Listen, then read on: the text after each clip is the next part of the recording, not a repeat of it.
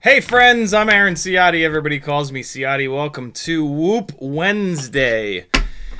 We are going to create the ultimate freestyle 75mm WALKSNAIL motor by taking. So I've had these for a long time. These are the Tiny Whoop Onesie 0802 30,000 kV motors.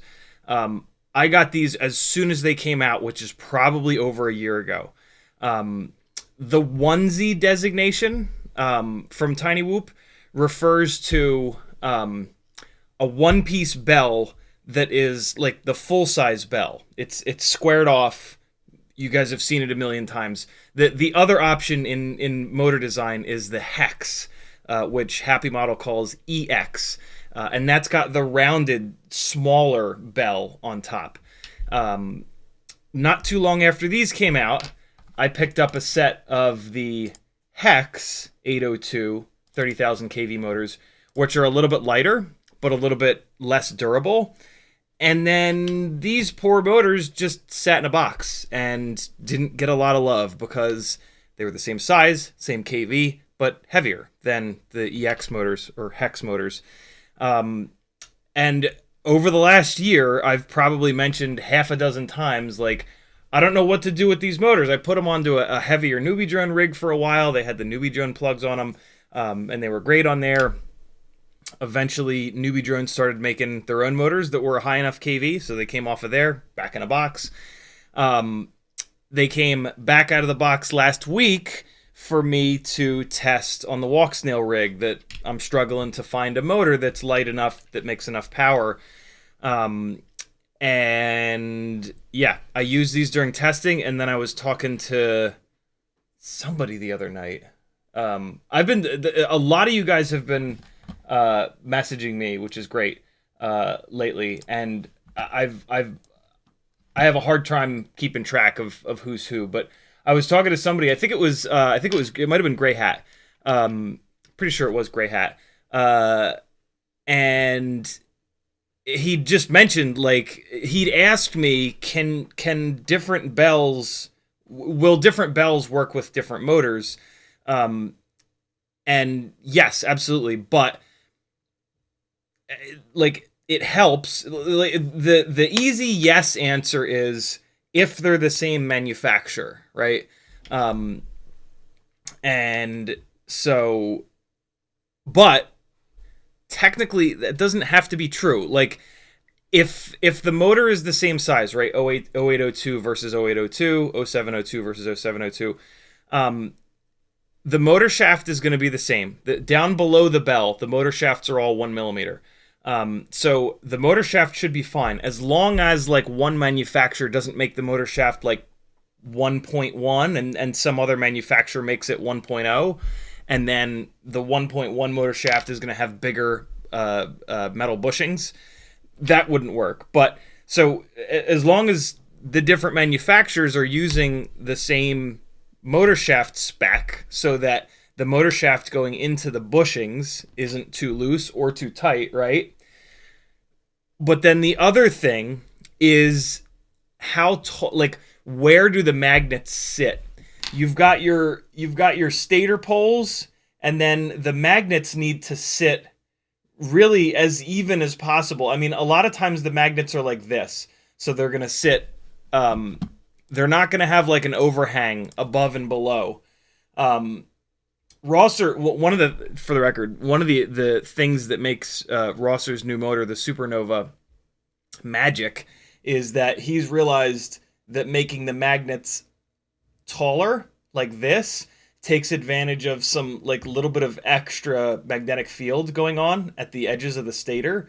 And what he found is actually making the magnets taller and a little bit less thick netted more performance than thicker, heavier magnets that are not as tall, which is kind of cool.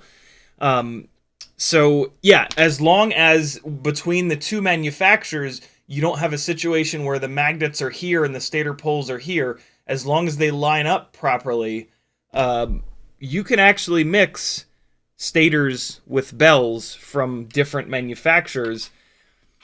You could probably even build a mini Supernova and take like an 803 bell with taller magnets and put that onto an 802 stator. I don't know why you would do this, but technically you could, as long as the magnets are not missing parts of the stator. And I mean, even if they were missing parts of the stator, it would still work. It just wouldn't make great power, right?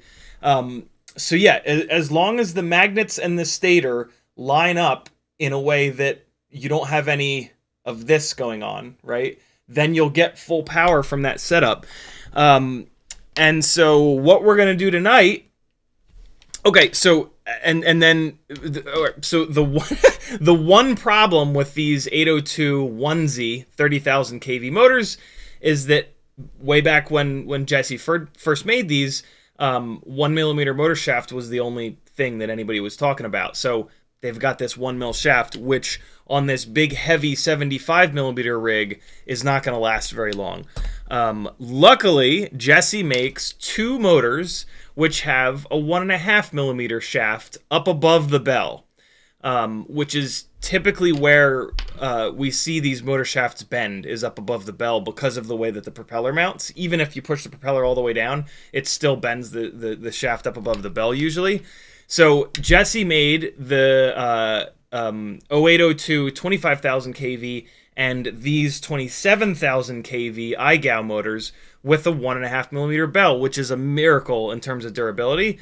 And these are both 802 onesies. So tonight we are going to pull the 1mm motor shaft above the bell off this 30,000 kV stator and replace it with the iGao 1.5mm motor shaft above the bell. And you're going to get to see me struggle with C-clips, and hopefully I don't... It doesn't really matter if I lose these C-clips. I have a whole bunch of extra C-clips from pretty much all of these Tiny Whoop motors from Happy Model. So we're talking all of the Weebleed motors, all of the actual Happy Model motors, of course, and all of the Tiny Whoop motors. They all use the same Teflon washer, metal washer, and C-clip.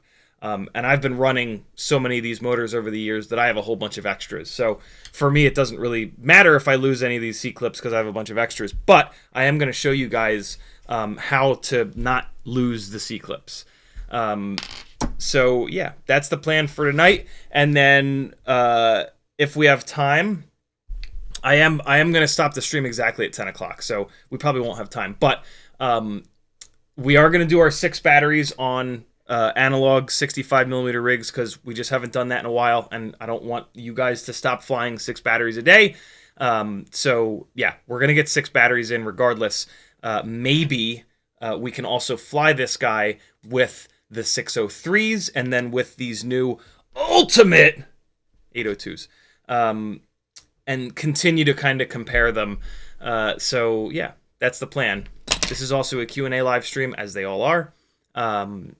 Drop any questions that you've got in the chat. We'll talk about them. And yeah, this is my full-time job, friends. I do greatly appreciate your support.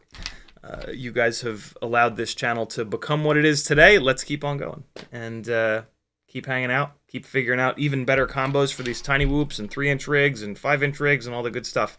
Head on over to CiottiFPV.com if you'd like to support me. There's a ton of different ways. Streaming schedule is here. Patreon, as it says, definitely helps me out the most, and you get the most benefits from Patreon. You can jump on for as little as 7.5 cents per hour of live streaming content that I do every month, which is also like 10 cents a day. Fiverr, you can work one-on-one with me, take advantage of 8 years of experience in this hobby.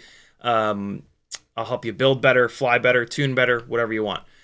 In like a half an hour or an hour-long session, you will learn months of stuff from someone that actually has correct information, unlike Facebook groups, which are a complete nightmare. I was on Facebook again yesterday trying to answer a question or two, and within a couple of minutes, I just got so frustrated with the majority of the info is bad info, and that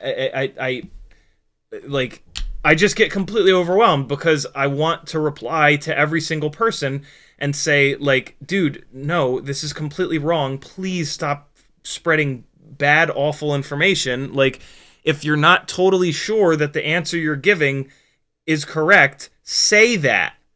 Don't just say things completely, like, confidently when they're wrong.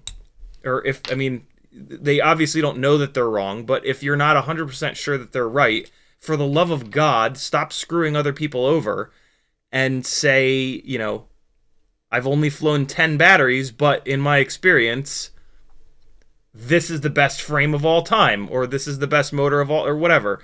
It's really nasty. And I feel like it gets worse. I don't know. Teespring if you want some cool shirts. Etsy if you want some fun stickers and random hardware. PayPal if you want to do a super chat but you don't want the evil YouTube and Google overlords to steal 30%. If you do choose to do a PayPal, though, do me a favor. Tag me in the chat. Type at CiottiFPV into the chat and say, yo, check your PayPal, because I like to give you guys all shout-outs for the incredible generosity. So, yeah, do that if you don't mind. Man, this prop popper is amazing on 1 mil, but on 1.5 mil, it's not quite as good. It's kind of crazy. Oh, tell me I didn't just slip the motor shaft on this one. Please no. Please no. Oh, I did. Shit, I ruined this bell. Ah, that sucks. I'm slowly learning that it's actually not the best when you're taking propellers off. Oh yeah, this bell is wrecked. That motor shaft is spinning in there quite easily. God damn it, that sucks. When you're removing propellers from tiny whoop motors, it definitely does make it easier to turn to hold the bell and then turn the motor, turn the propeller rather, to get it to start slipping on the shaft.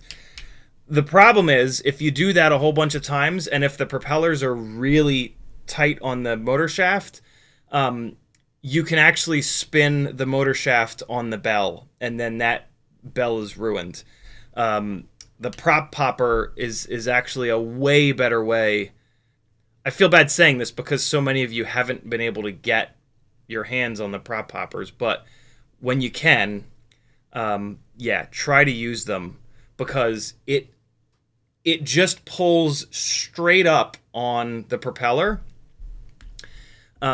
which, if it's going to slip the motor shaft, it's going to just pull the C-clip into the washer, and it's going to be totally fine. Oh man, I just put that motor down that I ruined the bell on, and I'm not sure which one it is. Is it this one? It should be easy to find it, because I was literally able to pinch the motor shaft in my fingers and then spin the bell. The way to tell if the motor shaft is slipping on the bell is to do exactly what I'm doing here. Usually it won't be so bad that you can just hold the motor shaft with your fingers. Usually you're going to put a propeller on here. But yeah, put a propeller on a little bit so that it holds the motor shaft, and then just try to spin the bell. And there should be, don't go cranking away on it, because you don't want to wreck it. But yeah, figure out a way to hold the motor shaft. This is the easiest, just take a propeller and then just put a little, and see, yeah, I put like the tiniest little bit of twist on this motor bell, and it's just spinning. And so the other thing you can do is look at the C-clip on the bottom. The C-clip will stay with the motor shaft. So if you look at the bottom and you spin the bell and the C-clip doesn't move, that's a shaft that's a motor shaft that's spinning on the bell. It's really, really, really, really hard to get these tiny little motor shafts to be really strong on. So the motor shaft is one metal, the bell is another metal. And yeah, it's difficult to keep the motor shaft from slipping on the bell. They're doing things nowadays like knurling, the like putting a little diamond texture on the motor shaft where it meets the bell, and that definitely helps. But you can that's not even foolproof. The problem is that it's only 1 millimeter, so there's not a lot of real estate around that 1 millimeter motor shaft where it meets up with the hole that's in the bell, right? If they would do a 1.5 millimeter shaft all the way down, it would be it would be 50%. That's not the right math, but it would be a significantly bigger amount of surface area that's touching between the bell and the motor shaft, and it would be much, much stronger. Let me actually test all of these. Oh shit, this one's starting to slip too. Damn it. Nope. That's rotating on the propeller. Hold on. Oh, this one's good. Okay, this one's good. I put the bad one aside there. So yeah, be careful. I know in the past I've said, like, you don't want to bend these motor shafts, so make sure that you're not just cranking on the propeller to get it off, and twisting the propeller helps that a little bit. Be careful, because twisting the propeller can do what I just did, and spin the motor shaft on the bell. I really wish that the prop manufacturers would spend a little bit more time, but I mean, it's kind of annoying because they would have to buy every single motor and test them on every single motor, right?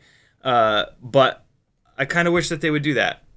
You know, there's like, they're kind of bigger companies, and I bet you they could, you know, they could send, I bet you they could send an email to iFlight and say, hey, can I buy one of every single motor for you? Or can you just send me one of every motor for free, and we're going to make our props so that they fit better on your specific motors? And I bet you that they would say, sure.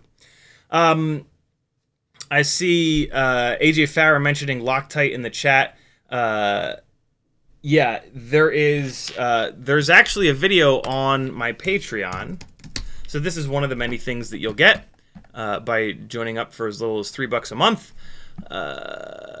So over on the Patreon here, if you search posts for Tech Talk, wait, no, is that? Oh man, they really changed the way that this is laid out now. How the hell? Wait, I think I might need to like go to my own Patreon. What the hell's happening? How do I get? Jesus, Patreon. Boy, have you changed this. Is there not a way to look at my own goddamn Patreon channel, not as like a logged in person? Here we go. Okay. Tech Talk. So if you click on Tech Talk, those are all the technical articles that I've written on the Patreon. Lots of really good info. I'm going to show you guys. Oh, here. And if we keep scrolling down, there's lots and lots and lots of stuff here. But if we keep scrolling down, eventually we are going to hit a video that somebody made. It's been so long, I don't remember who it was. With a specific Loctite that they determined was like the right one. Here we go, securing a loose bell. Full CT, that's right, it was full CT. So yeah, here's a link. I'm gonna just copy link address and I'll drop it into the chat for you guys. And for some reason, here's another link. I don't know why there's two links, but there they both are. And yeah, where's the, let's see, watch on YouTube. Does he call out in the description? Loctite 638, there we go. Loctite 638 is going to work really well, and I guess now I need to get it. There's even a link to it in here. There it is. It's a retaining compound. That's interesting. Oh my god, look, there's like a picture on the container of it, like basically doing exactly what we need to do. Very cool. There we go. That's all there is to it, friends. So yeah, Loctite 638. I will be buying and seeing if I can fix this bell. But for tonight, I'm just going to grab a fresh one because I had the forethought to buy 2 sets of the iGal motors when they were in stock. Sorry for whoever that first person was that wasn't able to buy them. Sorry about that. But, yeah. Here we go. And now I can't get the case open. There we go. Hold on. What color are we going to do for the thing? Red dot. We're going to do a red dot stator. Oh, wait, it doesn't matter because we're not using the stator. Okay. All right, good. So that's all set. That's the plan for tonight. Fire away with any questions as always. Let's talk through them. In the chat. Oh, wait, no, hold on. I'm all over the place tonight. I also have a whole bunch of affiliate links. If you're doing an order on the internet at this point, for the love of God, use someone's affiliate link. It doesn't have to be mine, just someone's. It's free money. We Bleed FPV, Get FPV, Newbie Drone, FPV Cycle, Amazon, Race Day Quads, Oh My God, Brain 3D, HD0, Flywoo, Emacs, Banggood, Camera Butter, and AliExpress. All of those websites, if you hit my affiliate link as your bookmark to the website, or replace your bookmarks with my affiliate link, right? Copy link address. Or if you just remember to hit one of these before you check out, I will get 1 to 6% of your total shopping cart. It doesn't it doesn't affect you in any way whatsoever. So yeah, do it as often as you can, because you'll be supporting content creators that need your support and can literally do a better job with a couple extra bucks. In the chat, McMucus was first, Kevin Sumner was next, Jamie Lee FPV, Troy Prelog, Brub Bruce, Mac FPV, Cole Powers, Brad Bondon, Mr. Blue Sky, Northern Tier, JP Spin, Douglas Otwell, Blizzard FPV, OCD FPV, McMucus, Ethan W, Frank Nicholas, Great Scott, Ethan W again, Walter Van Den Ord, Feigning Goat, Rain Squad FPV, Mr. Blue Sky, Kevin Sumner, Brent Anderson, Robert G, Rockcrawler,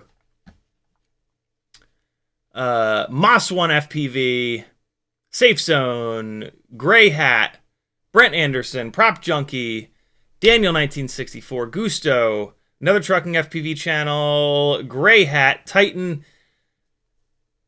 I can go really fast when all of the names are together, but now that I have to try to not read all the repeats, it's way more difficult. Gusto FPV, Lucky, Brad Mondon, Bitch Ass FPV, Brandon's Baked Beans, 16-Bit, Kevin Sumner again, AJ Farah, Anonymous. I think I got everybody. Thanks for coming, friends. Sit back, relax, and let's do some work together. Brad Mondon says, just restart the computer. I didn't need to. Everything was fine today. Kevin Sumner says, basement back together yet? It is not. The rain on Sunday was nowhere near hard enough to stress the outside out to see if the changes that I made are going to work. So as much as it pains me to leave everything torn apart, I just have to. It just makes sense to leave everything torn apart just in case what I did didn't fix it. What I did being dig out 50 feet of 4-inch drain pipe and replace it. So yeah, which I am finally like fully recovered from. Like I'm not horrendously sore and grumpy and angry, so that's good. You know, more so than any other day.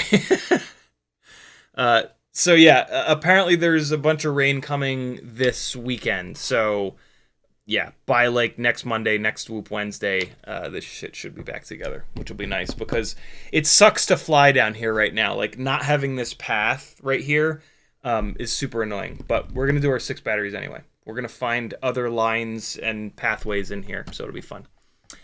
Rockcrawler says, hey! Rain Squad says, did you hear 533 is making whoops from what Evan Turner's video said? I mean, they're going to sell that build, I think, right, that they did. But I don't think they're going to make, like, whoop parts. I hope they do, though. That'd be amazing. Gray Hat says it was me. Awesome.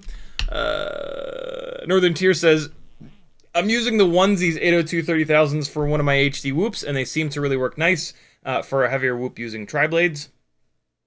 You know, I haven't tried tri-blades. I don't think an 802 would have enough grunt for a big-ass 1.6-inch tri-blade. But at some point, I will try it, for sure. Also, 30,000 kV is an awful lot of kV. So I'd probably want to motor limit it down. I have to assume that I tried tri-blades on the... Well, you know what? One of the problems that I'm having with this rig is runtime. I really want more runtime, and a tri-blade is gonna go the opposite direction. So I don't actually know if I'm gonna try a tri-blade on this, but that's interesting.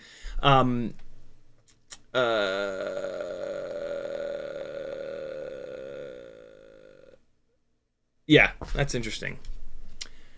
Moss1 FPV says, Jesus, bro, that intro is too long. Moss1, so this is a live stream, and for live streams, you want to have a long intro to let people come into the chat. This way, when you start your live stream, there's actually people to watch.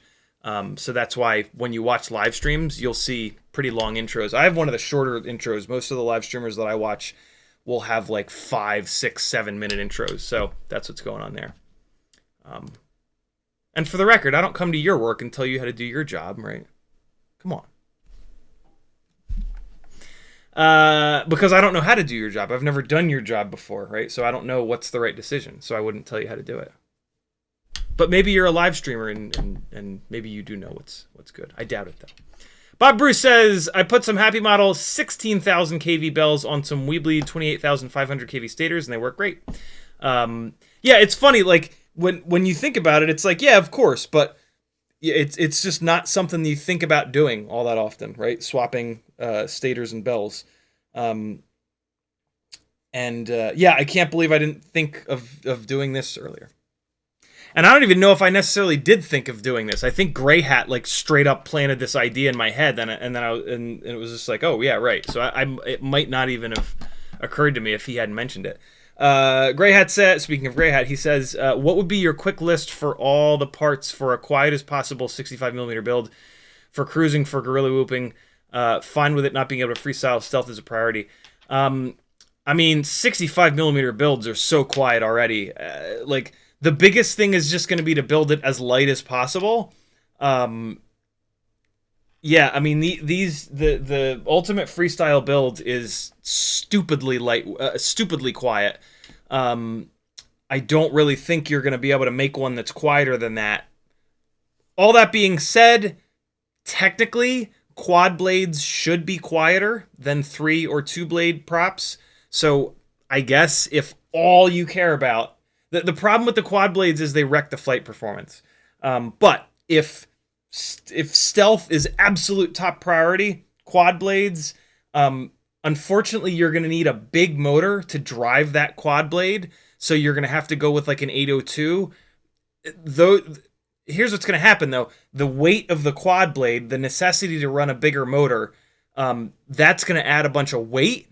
And that extra weight that you're adding is going to offset is going to require more thrust, and thrust makes noise. So that's going to be interesting. I don't know. I don't know if an 802 30,000 kV motor with a quad blade build is actually going to be any quieter than a super lightweight 702 bi-blade build. You would kind of need to test that out. What I would do, because the ultimate freestyle formula is so incredibly quiet anyway, would be just to build one of those. And then it's going to fly really good. And, you know, when you're guerrilla whooping, one of the problems with guerrilla whooping is crashing, right? Like if you're flying in a store and you crash it on top of a shelf, like that sucks. That's a nightmare. You thought you were conspicuous standing there flying. Now you're going to be climbing fucking shelves to get the damn thing back, right? Or up in the rafters, God forbid, or somebody steps on it or grabs it out of the air, right? So I would rather have a rig that flies really nice, that you have less of a chance of crashing, right? I think that's going to be less conspicuous if it's a couple decibels louder. Yeah, especially when... So at full throttle, the ultimate freestyle whoop does make some noise. But at cruising, and one of the things you said, like, I'm fine with it not being able to freestyle, well, then you've got a cruiser rig, right? So, like, the ultimate freestyle build, super lightweight, and when you're cruising, it's not going to need much thrust to keep itself up in the air. So it's really quiet when you're just kind of cruising around. It's only when you hammer the throttle that it starts to make noise. So just don't hammer the throttle, right? And then you've got something that's nice and quiet. So yeah, I think that would be your best bet, to be really honest. Titan said, but technically, a quad blade propeller should be quieter than a bi-blade. And I mean, I guess if you don't care about performance, you could just run it on a 702. 702 to keep the weight down, quad blade, which is a little bit heavier than the bi-blades, but not that bad. So yeah, I guess here's what I'm going to say. Build an ultimate freestyle tiny whoop because it's pretty much like the lightest off-the-shelf build that you can do. And then snag a set of quad blades, as well as bi-blades and tri-blades or whatever. And yeah, maybe on the quad blades it will be a little bit quieter. You're going to lose flight performance. The quad blades are going to be a little too heavy for the 702s. But you said don't care if you can't freestyle it, so yeah, it'll be fine. Titan says, I thought you said 30,000 kV was too much for 75 millimeters. I guess that's not true then, since you're going to try it. I had said that I think maybe 30,000 might be too high for the gigantic 1.6 inch biblades. That was before the 0702 Firefly 36,000 kV motors came out, and I started flying them and realized that on the 1.2 inch biblades, 36,000 kV is still viable. Once that happened, I kind of realized, well, shit, maybe 30,000 will work on 75 because, 1.2 inch, 36,000, 1.6 inch, 30,000. Like, it just... Once I realized that these motors were going to make more power and do make more power than 32,000 kV, it's like, damn, okay. So if we scale that up, Christ, I would be curious what 31 or 32,000 kV would kind of be like.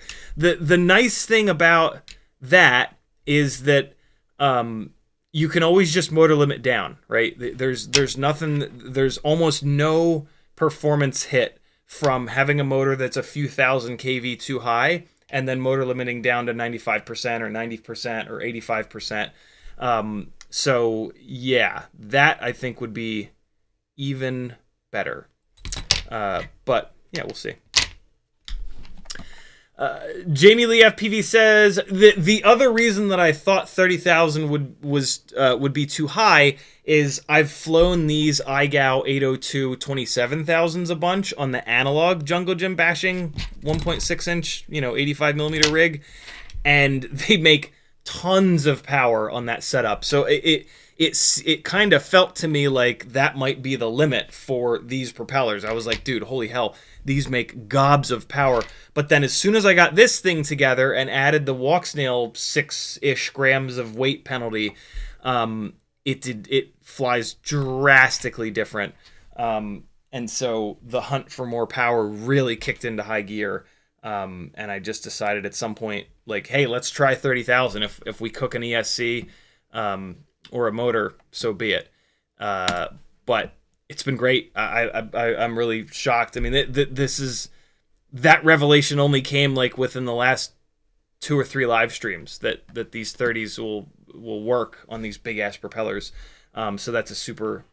Yeah, I mean, we're just continuing to push the boundaries, and like, I take guesses sometimes based on the experiences that I've had so far. But we are now like really pushing the boundaries with tiny whoops. So some of my guesses are not going to be right. I try really hard to frame them like as guesses so that there's plenty of like, hey, I might not be right here. Sometimes I don't do the best job at that, but I try my best. And that's all I can do. Let me, this is the WalkSnail rig. Let me actually turn, I was thinking about this earlier. Let me turn the feed forward up a little bit. And I'm actually going to back off. I'm basically going to back off some of the stick smoothing that I have in here to try to get myself a little bit more, a little bit quicker response time from the rig itself. The 75mm rigs just feel a little bit lazy compared to the 65s. It makes sense. The 0702 motor is a perfect match, it seems like, for the 1.2 inch props. So that mechanical combination is really able to spin the prop up and down extremely fast. So I probably won't be able to get the 75s exactly where the... I don't think I need all that throttle expo either. Exactly where the 65s are, but I can do a couple of things that kind of help the situation out. And that's kind of what I'm looking at right now. Why do I have so much filtering on here? Let's take the dynamic notch filter down to 1. And let's push the D-term filtering up a little bit to 1.2. All right. I also just wanted to kind of double check that there's nothing weird going on with this with this tune that makes this thing fly differently. Because, yeah, I've had that happen before where, like, I make a change to a tune and then I forget about it and the rig flies weird for a while before I realize what's going on here. PID sum is maxed out. All right, so that's good. Okay, so those were really subtle things that I just did. No real reason to, like, dive super deep into them. Let me just make sure that I hit the save button on that. Yeah, I did. All right, cool. So yeah, that was nothing crazy that I just did there, for the record. I just gave it a little bit more feed forward, turned the jitter reduction down a little bit. I run the jitter reduction all the way up at 15, which is basically sticks. It really isn't stick smoothing, but it kind of is stick smoothing. And then the actual stick smoothing is in the receivers tab, the one field down the bottom there that you can change. So,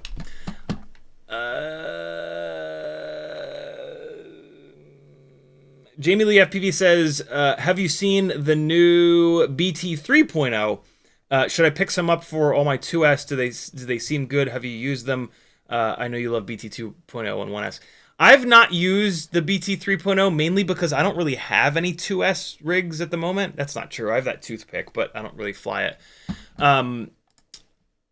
BT 3.0 is the best. So initially, I was not all that impressed by BT 3.0 because it's not it's not that much lighter than XT30, and like we've all got XT30s floating around. So like, why introduce a whole new battery lead? What I really recently realized is that the BT 3.0 batteries don't have the balance leads on them. And that is going to be a significant weight savings, right? That is 4 less wires and 1 less balance plug and all of the little crimped on connectors, right? So if you're building a really lightweight 2S rig, BT 3.0 is super interesting, and it is going to save you a significant amount of weight. A 3-inch toothpick on 2S, it's going to have enough jam to handle XT30. So if you've already got XT30s, I don't necessarily know if I can say like, yeah, rip it all apart and put a new battery lead on there. But if you're doing a scratch build, or if you're buying a bind and fly that comes with BT 3.0, I wouldn't change it over to XT30, I don't think. So, yeah, that's... it seems like a really good connector, but... oh, man, I forgot to make this thing not flash. Sorry for people that hate things that flash, myself included.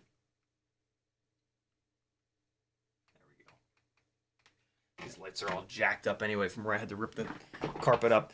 Yeah, there you go. Great plug. I'm not going to be tearing my 2S stuff down to swap over to it. It's not that good. But if you're doing a scratch build, seems pretty cool. Also, keep in mind that like the battery selection is going to be very limited. It's like only going to be Beta FPV batteries. I think that their batteries are made by GNB.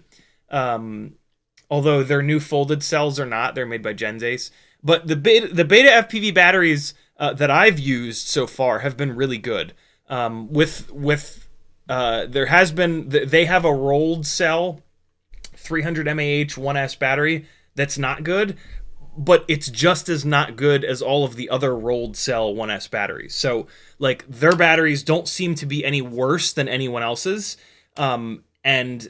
they do have some folded cell batteries, and I've run a bunch of their 450 mAh cells, and they've been totally fine, and they look just like GNB. So yeah, there's nothing wrong with Beta FPV batteries. It's just that with that plug, you're probably only going to have access to like 1 or 2 different MAHs, right? You're going to have like a 2S 450 and maybe like a 2S 550, and maybe if you're lucky, a 2S 300. And that's probably going to be it. So you're just going to be a little bit limited on battery choice with that plug. And when it comes to batteries, changing the plug is kind of a nightmare. And I really don't recommend it, because if there's not a wire coming off the battery, you're going to have to solder directly up to the cells, the pouches, and that sucks. And that's scary, and that can end in flames. So I never recommend that. I don't even do it. Brent Anderson says, got you covered. Been getting about 24 sticks a day. Cheers, man. Jesus. Brent Anderson's trying to get good. He's flying a bunch. Brad Mondin says, we still haven't gotten a decent HD mirror flip. That's not true. I did a good one the last time you asked. 16-bit says green Loctite can stop a slipping shaft. I don't think I have any green Loctite. I think I just have red and blue. Kevin Sumner with the CiottiFPV.com link. Thank you, dude. AJ Farah says green lactose should fix them. That's a funny spell check error. Loctite changes to lactose. Gemfan Hobbies in the house. What's up? How's it going, Mike? Speaking of Mike from Gemfan, he's got an edit that is just gnarly that he shared a little preview of with me, and I felt bad. He was like, what feedback do you have? And I just didn't have any, which is like actually a really good thing because like, me not having, I'm pretty picky. And so me not having feedback means that like I wouldn't change anything, and I would have edited it and flown it exactly like that person did. So yeah, that's it.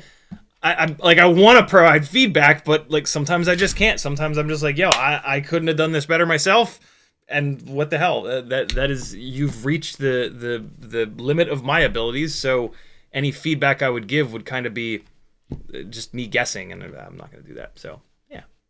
But yeah, there's a really cool edit coming from Ultron that you guys will dig. Wotan says, wait, no, hold on, Wotan, 1 second.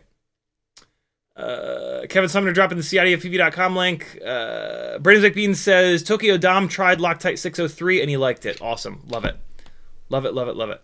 Loctite 603 retaining compound. Wotan says, just burned my first WALKSNAIL VTX in my brand new Mobula 7, most likely the voltage regulator. Is it a sin to add an extra capacitor and a few extra grams for preventing that? Not at all. No, I mean, adding additional capacitance, it's never really going to hurt anything unless you're adding so much of it that it's like a massive weight penalty. But the capacitors are pretty damn lightweight, and you don't need to add a big one. Like you could probably double the amount of capacitance by adding like a 100 microfarad cap on there. So yeah, you won't have to add one that weighs more than like a gram, and it might help.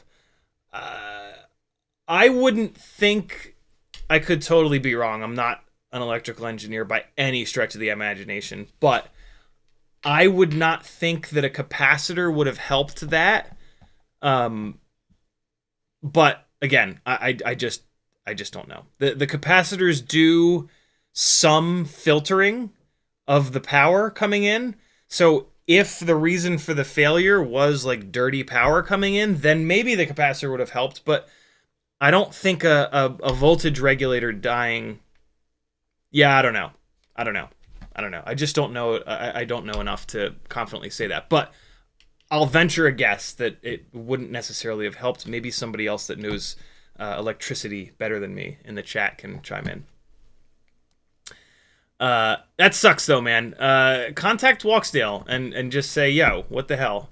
Can you help a brother out? Maybe they'll give you, maybe they'll sell you a new one at cost or something like that, or maybe they'll offer to repair it. You never know. It's worth a shot. Grey Hat says, changing from tri to bi-blades made a huge difference on the HD0 Mobula 7 quad flying better.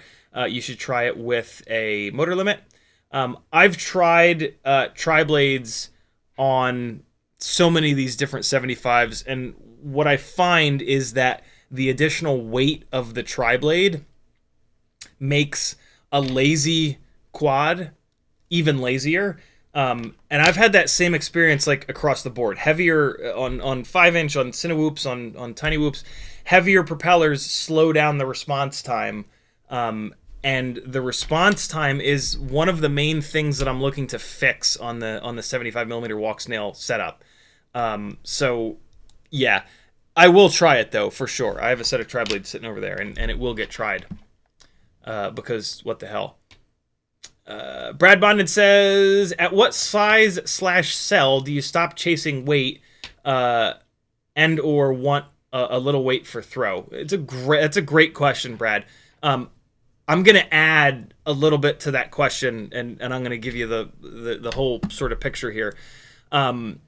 So what I'm going to add to your question is runtime, right? Like, so let's say, I'm just going to pretend that you asked, runtime be damned, at what size/cell do you stop chasing weight, or want a little bit extra weight for throw?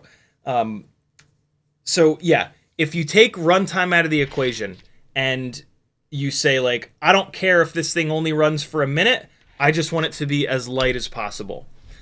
There's going to be a point where... So what we see with these batteries and why folded cell was such a big deal is that when you go below 450 mAh, something about the pouches, the actual lipo pouches, they just don't work as good. 450 mAh and up, they work really well. Below 450, they don't work all that well. Folded cell, if you watch Chris Rosser's video about Tiny Whoop batteries, how they're made, you'll start to get clued into why that probably is. I'm not going to dive into that, though. But watch that video. It's a great video. But yeah, so that's what we're seeing. The thing that really makes lipos stop working well is battery heat. So the one super easy way to test it, if you want to try this for yourself, keep buying smaller and smaller and smaller and smaller batteries, runtime be damned, is you fly it hard, you land it, and instead of checking the motor temperature, you check the battery temperature. You will get to a point where you ask more of the battery than it can provide, and it will start to get really hot. Batteries do like to be a little bit warm. They don't like to be boiling hot. So if you take a rig off and like hammer it, prop wash, runs, right? And then take it in, bring it in real quick and touch the battery. And if that battery is boiling hot, you need to go up in MAH. A higher MAH battery is a bigger heat sink, and it's going to cook that additional heat off a little bit better. But also, just the bigger MAH is like, it's like deeper pockets, like, and they literally perform better up to a point. Like if you were going to run like an 850 mAh battery on a little 65mm Tiny Whoop, that's going to hit the point of diminishing returns, and an 850 is not going to be any better than a 750. But the 270 mAh batteries that are available for Tiny Whoops are a perfect example of this. They're for the high power 65mm builds that we've got now. They're just not enough. The 270 cell sags like crazy, and sag is the other way that you can tell this. If the cell is too low of an MAH, it'll be very saggy. The higher MAH cells resist sag a little bit better. Again, up to a point. There will be a point where it will not help in that respect. So there's not like a calculation. There's not a formula. But what you can do is take a look at other people's builds. If you're looking to do a 2-inch toothpick, look at what everybody else has done, look at what their batteries are, and then go a little bit smaller. And you can kind of push the envelope by going a little bit smaller. If you go a lot smaller, you're probably going to hit the wall. But yeah, that's kind of what I've found. I've run into this quite a bit over the years. My first FPV rig was a 2S Baby Hawk from Emax, and I upgraded it, and eventually the batteries were coming down just on fire, and I went up in MAH, and that helped. But what actually fixed the problem was going from 2S to 3S, and that's what we saw with 5-inch rigs between 4S and 6S. 4S, when we started running motors that made more and more and more power, the 4S batteries were starting to sag like crazy and come down burning hot. And going up to 6S really helped that. The higher voltage lowers the amps and lowers the amount of heat. And with electrical systems, heat is where the waste comes in, right? So this is one of the main reasons that 6S runs for longer. An equivalent weight 6S battery to 4S battery, the 6S battery will last longer. So yeah, great question, dude. A little bit of extra weight for throw, you know, that's an easy one. Like if the rig ends up being, if you're chasing the Dragon on smaller batteries, lighter weight, and the rig doesn't have enough momentum, doesn't have enough mass, doesn't have enough throw a bigger battery in it, right? And fly it, and just figure it out by the actual flight performance. Don't try to theory craft that. Don't try to like theorize like, oh, I think with the 270 battery it's not gonna have enough throw. Like, no, do it. Like, buy both. Batteries are not expensive enough to not try it for yourself, right? And like, you're gonna run the batteries. You're gonna run the batteries till you kill them. So it's you're gonna get your money's worth out of the battery, even if it's a little bit too small and too light and too saggy. It'll be a great learning experience for you to really learn the different ways that all up weight affect flight characteristics, because it's not just throw, it's how they handle prop wash, it's obviously runtime, it's battery sag, it's all these different things. So it's a great learning experience. Mac FPV says, I have some 603s coming tomorrow. First taller set for whoops, hoping they help more on hard yaw for the racing side. Let us know how that goes, Mac. 603s are a totally underused but really interesting motor size. Grey Hat says, have any quad blades you can throw in my package? I usually keep only one set of, like, when I realize that a propeller, just for whatever reason, doesn't work, but isn't my favorite, let's say, I'll save one set for testing, and then that's kind of it. 65, or is this a 65 millimeter build or a 75 millimeter build? 1.2 inch, or I think he said 1.2 inch. I might actually have a set. Confirm that for me. Do me a favor. Shoot me a message on, I think we've been talking on Discord. Shoot me on a message on Discord with a reminder. Tell me what size and what, if it's 75 for a 75 millimeter build, I need to know if it's 1.5 millimeter shaft or 1 millimeter shaft. So shoot me a message on Discord and I'll throw a set in for sure. Because I've got a bag of props that GemFan very kindly sent over for my sponsor package. They asked me what I wanted for my sponsor package, and I said, you know what? I would love to have like one of every propeller for giveaways. And so, yeah, I've got a great big bag, so I can pull 4 out and throw them in there for you. YouTube just did the thing. Scrolling back up. Brad Monden says, interested in selling the toothpick that you don't fly. Unfortunately not. I have so much time into that toothpick that I will hang on to it. And I do want to fly it. It's just, at the moment, I went for like a meme...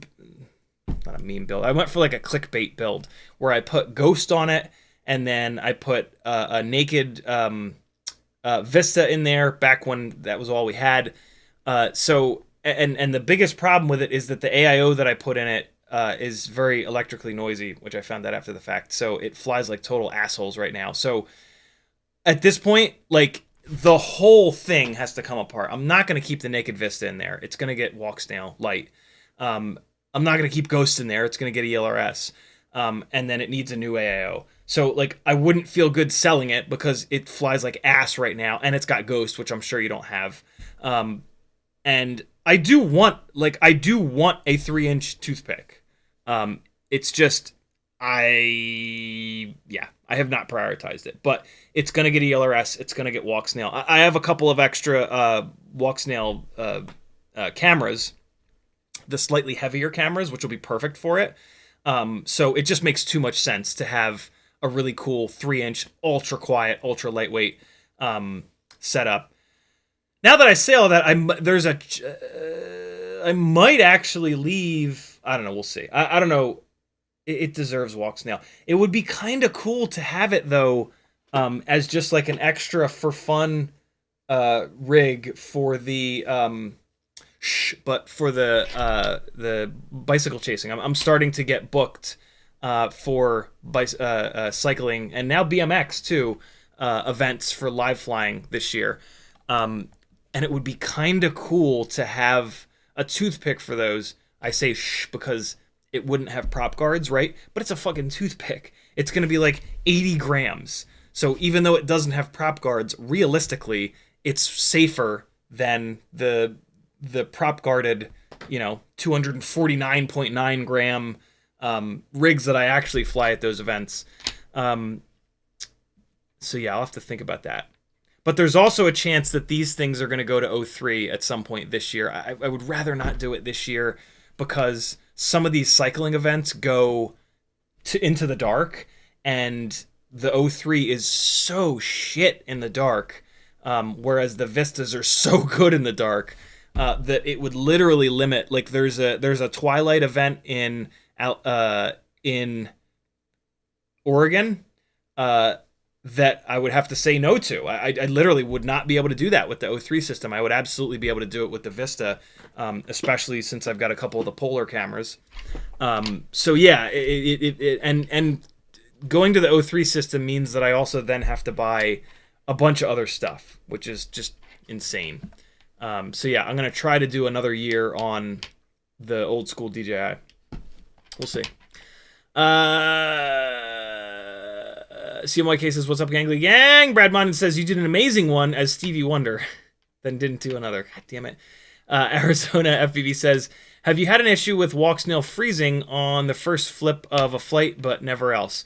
I have not. I've not had that issue. Arizona, I'm going to guess, though, that you are powering your WalkSnail from a 5-volt pad on your AIO.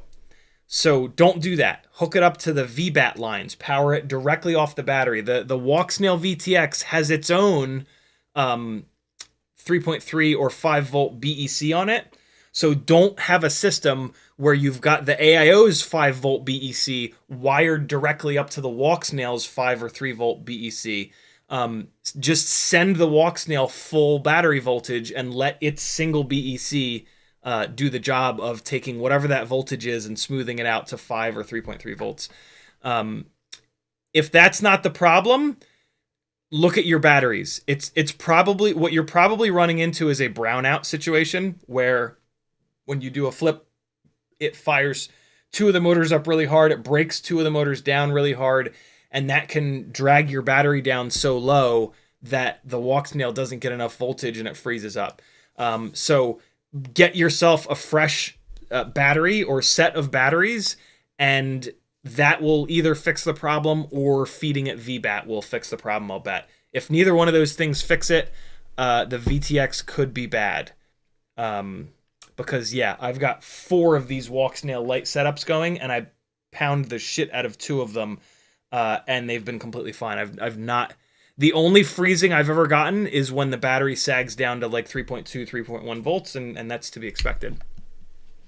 Wotan says, thanks, you're certainly welcome, my friend. Between Floors 2 says, I have a couple of Goku F405 AIOs with ELRS from the Flywoo 75 upgrading motors. I'm brand new and just starting the repair side of FPV and possible frame. Thanks. I'm not seeing a... I feel like you meant to ask me a question there, Between Floors, but I'm not seeing it. I have a couple of AIOs.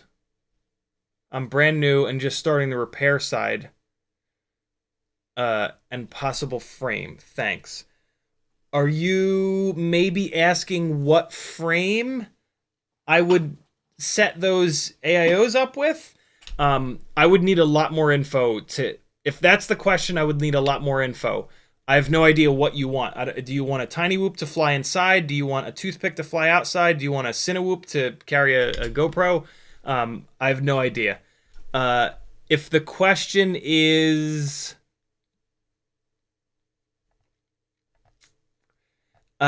if they have you mentioned like you're just starting the repair side.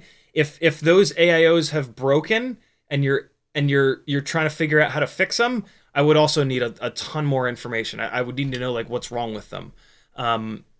Although more often than not, most failures when it comes to AIOs, you just throw it in the trash and buy a new one. It's one of the things that really sucks about AIOs is that if anything fails, if the VTX fails, if the receiver fails, if a FET fails, if the gyro fails, you have to throw the whole thing away.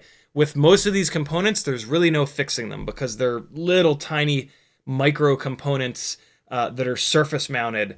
And like, yeah, without like a hot air station and a lot of knowledge on how to fix this stuff, you're just not going to be able to fix them. You can find people that fix them, but those people are going to charge a fair amount of money, and that amount of money they're going to charge is probably going to be more than it would be to buy a new one. So most of us just, when these things fail, we try to figure out what the hell's going on for a little bit, spend maybe a half an hour, and then just trash it. It's not worth spending 4, 5, 6, 7, 8 hours for a component that you can replace for $50, right? Like, your time is worth more than $10 an hour.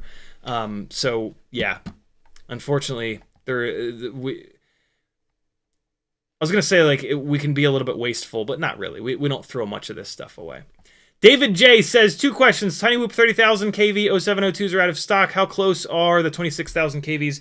I'm also not that good, but I'm at the limit of my other rig. Really good question, David. The difference between 26,000 and 30,000 is night and day. 30,000 is significantly harder to fly than 26,000. You said you're not that good, but you're at the limit of your other rig. I'm going to assume that the subtext there is that your other rig is on 0702 26,000s. So yeah, if you feel like you've plateaued and you need more power to be able to do more stuff, then yeah, unquestionably you got to get up from 26,000 kV. All that being said, 702 26,000s you can do a lot with. That's a very lightweight motor, great response time. You know, that motor changed things when it first came out. So that is a hell of a motor, and that's a good amount of kV. But if you really want to do like the big, nasty throws all the way across your room, like you see me doing, 30,000, 32,000, 36,000 is where you need to go. If the 702 32,000s are in stock, get them, and then just motor limit them down to 30,000 or 29,000 or whatever you want. If the 36,000 kV Fireflies are in stock, I don't have the box anymore, but get those and just motor limit them down. So yeah, if your other rig that you feel like you're at the limits of is less than 26,000 kV, if it's 25,000 or 22,000 or 20,000, there is going to be a massive difference going up to a 702 26,000. So get those if that's the case. But yeah, if your other rig is on 702 26,000s and you feel like you're at the limits of it, then yeah, keep going. But again, all that being said, the 702 26,000s you can do a lot with. I flew those a lot at Maggie's old place, which had this amazing dive, and I had no problems with this big 2-story dive and like not hitting the ground. You got to get on the throttle a little bit earlier, but this is one of the things that'll make you a better pilot. A lower powered rig is a little bit easier to fly, but in some ways it'll make you work harder. So yeah, if you're in that phase of FPV where you're focused on like trying to get good, there's nothing wrong with the 0702 26,000. You can get damn good and do most stuff on those. So yeah. David also says, is the ultimate 65mm up to date on Joshua's site? Sort of. The only thing that's changed since we did that is the frames. The Newbie Drone Cockroach V3 65mm frame is a little bit lighter weight. The old school Meteor 65 is still an amazing frame. There's nothing wrong with it, but you can save a tiny little bit of weight by going to the Newbie Drone frame. And then we put the 702 30,000 kV motors on there. The 32,000s were available, but the 30,000s I think are the best for most people that aren't going to go completely insane flying thousands of batteries to get good enough for the 32,000s, the 36,000s. So we're probably going to leave those 702 30,000s on there because yeah, these things become legitimately difficult to fly even at the 30,000 kV mark. But going beyond that, like it just gets harder and harder and harder to fly, and like you crash a lot, which is fine because it's a really durable setup. But yeah, the 702 30,000s are magic. Grey Hat says, do you think PH 2.0 300 mAh Tattu, the pigtail is a little too heavy for freestyle at Hummingbird? Stick with 250s instead. If you're stuck with PH 2.0, yeah, my main recommendation is going to be get off PH 2.0. BT 2.0 makes such a difference that it's worth it to look. Don't spend here it is.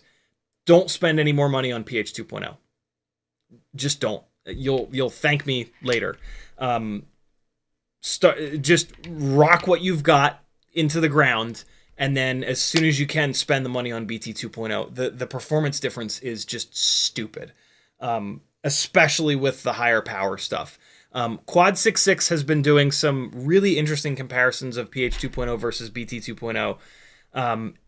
But what you want to keep in mind is he's got low power, very lightweight rigs, and he does not fly with much full throttle. If you're going to build a powerful rig like what you see me building, BT 2.0 becomes absolutely indispensable. So yeah, keep that in mind. I'm actually staggered at how well PH 2.0 has been doing in his testing, but his recent testing was hover testing, and so that's like less than 1 amp. So yeah, any old connector is going to be fine with that. As soon as you go full throttle the first time, when you've switched to BT 2.0, your brain will just melt out of your ears. It's absurd the difference at full throttle. CMYK dropping the CiottiFPV.com link. Thank you, brother. Titan says, would you say 300 mAh is way too low for 75 millimeters? Not at all. I've got a little foam piece that I put into my Jungle Gym basher to allow me to run the 300 mAh folded cell batteries in it, and it runs totally fine on them. The runtime is obviously significantly less than the big fat 450s, but I have a ton of these little batteries, and I don't really care about runtime because it's so quick with tiny whoops to switch batteries. Like, who cares? So yeah, no, the 300's actually on lightweight 75mm rigs, even if they've got big nasty 0802 27,000 kV motors that make tons of power, they're completely fine. Shockingly, I thought they were going to sag like crazy, but yeah, they were fine. Kevin Sumner says, when people talk about throw, I feel like disc loading isn't talked about enough. Thoughts? I'm tempted to agree, but the weight has a much bigger impact on throw than the size of the propellers. As long as it's a clean build, and as long as when you go zero throttle, they actually come down to idle. If it's a dirtier build, or you've got your PID loop pushed too far and it like slowly comes down when you chop the throttle, then yeah, the for anybody that's not a total nerd like us, disc loading is the ratio of all up weight. It's a little bit more in depth than this, but easiest way to think about it is it's the ratio of the weight of the aircraft to the size of the propellers. When we go zero throttle, the propellers keep spinning. So you can think of the propellers as a parachute. They're always moving air, and if you really think about it, even at idle, they're punching a little hole in the air. They're making a little bit of thrust at idle. So even if it's like inverted like this, the actual like size of the rig in terms of the hole that it has to punch through the air is actually bigger because it's disrupting a bunch of air. So all of this static air, it's not just going to whiz right by here. It's going to get disrupted by the little bit of extra on the bottom and on the top, right? It's pulling air in here. So it's disturbing the air above and below the propeller. So disc loading really does matter. A bigger propeller is going to disrupt an even bigger column of air. So it really does matter. With a rig that properly comes down to idle, it's a pretty small area, I assume, of air that it's. Whereas a rig that slowly comes down, it's going to disrupt a bunch of air here. It's going to really make a difference. If you're going to So yeah, I mean, I feel like we do talk about it. We do talk about with like the 75s that, you know, one of my theories and one of the reasons that I've been going so hard on 75 millimeter rigs over the last year to try to get one that works inside is that the with the bigger propellers, it's disrupting more air. So in theory, it would slide less, and I'm sure it does. I'm sure that the bigger size of a 75 millimeter rig does make it slide a little bit less than the 65 millimeter rigs, but the amount of weight, the amount of additional weight, vastly outweigh in terms of that momentum and that slide. It wrecks the performance so much more than it actually helps, right? So it's that double-edged sword of like the bigger size helps, but it also hurts because it comes with a weight penalty. And so I kind of think that the same thing happens when we talk about like off throttle throw, right? Like sliding around is one thing, off throttle throw or momentum or mass or whatever kind of follows the same thing, where like all up weight has the most to do with it. A bigger set of propellers does have something to do with it, but the amount of weight that you add in order to make the damn thing bigger, to have those bigger propellers, is gonna, I believe, and it seems like this is what it's always seemed like when I've flown these things. It really outweighs that. And I mean, you could also argue that like whether it's right side up or upside down, it kind of doesn't matter. It's the same size. It's the difference is when you're upside down, you're at 0 throttle. When you're right side up, you're at 30-ish% throttle. So yeah, the even though the disc loading says that when the propellers get bigger, you've got more drag, bigger parachute, stuff like that. The amount of additional weight added when you go up to that bigger side seems to completely offset that. But yeah, that's a really good thought. Frank Nicholas says Ghost can be flashed to ELRS. That's right, it can. I forgot about that. And it's got white PCBs. Shit, I might actually do that. Although I do have to rip that thing completely apart, so I might as well just throw an EP2 onto it.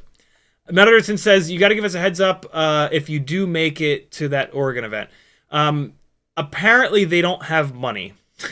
One of the main guys from NCL and ACC, the two big cycling series that have hired me the past few years, he's completely tied into like everybody in the cycling world. And he told, and I mentioned to him, like when this other group from Oregon contacted me, I messaged Brad. I was like, hey, you know these guys? What's the deal here? And he told me from the jump, he's like, they don't have any money. They're going to string you along, and then they're not going to have money for you. And I was like, all right, cool. Thank you for that. So I didn't, like, the guy was asking me tons of questions, and I was like, just keeping it as quick as possible, like giving him what he needed. Like I didn't want to be obnoxious, but I really trust Brad. And the guy kept kind of stringing me along and like, yeah, great.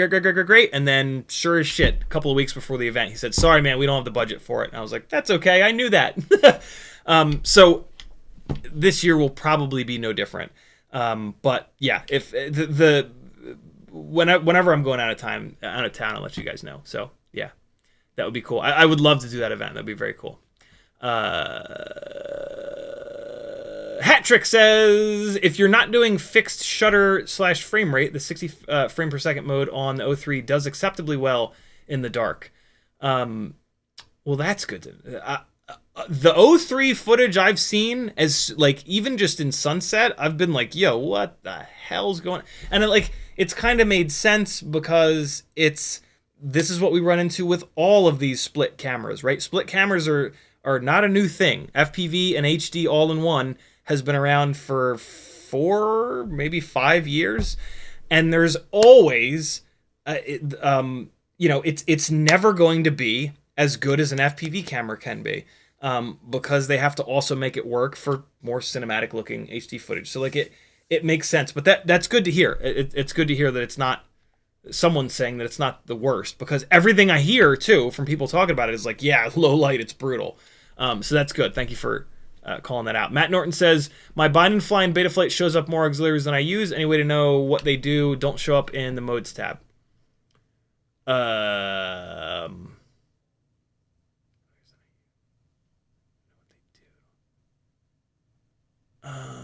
They don't. How do you know? What do you mean by auxiliaries? Do you mean UARTs?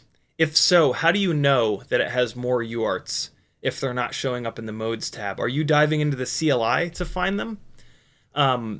There are UARTs in the CLI that aren't really accessible. Like, you won't have pads for, they're just like internal for things. I don't know how it really works, but yeah. How do you know that there are extra? What do you mean by auxiliaries? And how do you know that there are extras if they're not showing up in the modes tab? That's my main question. Freelojo dropping the Patreon link. Thank you, dude. Grey Hat says the WalkSnail 1S VTX before the latest V3 cannot take 2S voltage.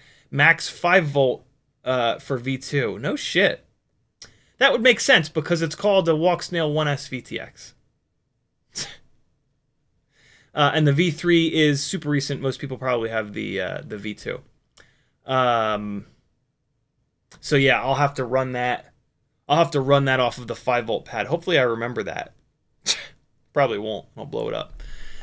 It'll be good content for the live stream though. Arizona says the problem was on a 5-inch on a 10-volt BEC. Was it a WalkSnail light?